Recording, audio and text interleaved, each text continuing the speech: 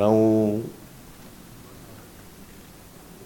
ಈ ಜಮೀನನ್ನು ಸಂಪೂರ್ಣವಾಗಿ 1777 ಎಕರೆ ಜಮೀನನ್ನು ಅದಕ್ಕೆ ನೋಟಿಫಿಕೇಷನ್ ಏನು ಹೊರಡಿಸಿದ್ದು, ಅಂತಿಮ ನೋಟಿಫಿಕೇಷನ್ ಏನು ಹೊರಡಿಸಿದ್ದು ಸ್ವಾಧೀನಕ್ಕೆ, ಅದನ್ನು ಸಂಪೂರ್ಣವಾಗಿ ಕೈ ಬಿಟ್ಟಿದ್ದೇವೆ.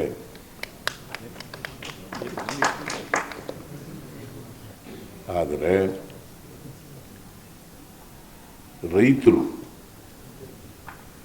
ಸ್ವಯಂ ಪ್ರೇರಿತರಾಗಿ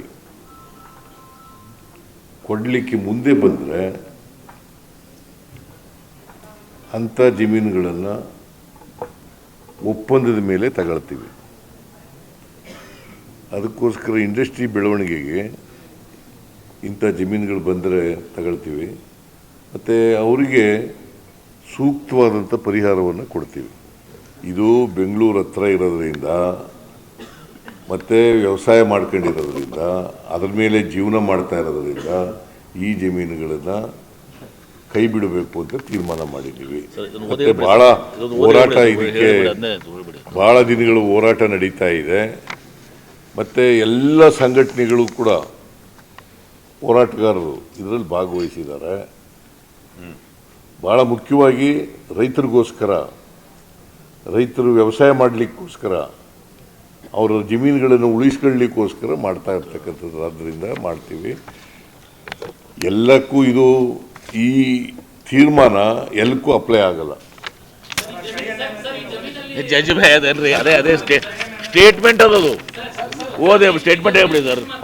ಸ್ಟೇಟ್ಮೆಂಟ್ ಓದೇ ಹೇಳ್ಬಿಡಿ ಒಂದು ಏನಪ್ಪ, ಆಮೇಲೆ ಮಾತಾಡೋಣ.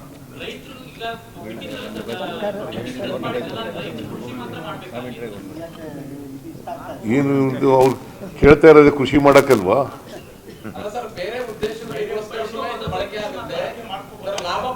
ನೀವು ಏನೇನೋ ಕೇಳಕ್ ಹೋಗ್ಬಿಡಿಯಪ್ಪ. ಈಗ ನಾವು ಡ್ರಾಪ್ ಮಾಡಿದ್ದೀವಿ. ರೈತರು ವ್ಯವಸಾಯ ಮಾಡಬೇಕು ಅಂತ ಹೇಳಿದ್ದಾರೆ. ಅವ್ರು ವ್ಯವಸಾಯ ಮಾಡ್ತಕ್ಕಂಥ ಕೆಲಸ ನೋಡಪ್ಪ. ನಾನು ಇಲ್ಲಿ ಒಂದು ರಿಟರ್ನ್ ಸ್ಟೇಟ್ಮೆಂಟ್ ಇದೆ.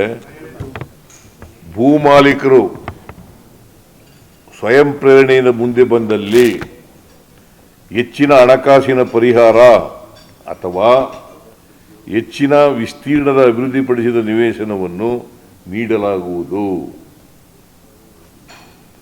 ಈ ರೀತಿ ಹೆಚ್ಚಿನ ಪರಿಹಾರ ಅಥವಾ ಅಭಿವೃದ್ಧಿಪಡಿಸಿದ ನಿವೇಶನವನ್ನು ಪಡೆಯಲು ಒಪ್ಪದ,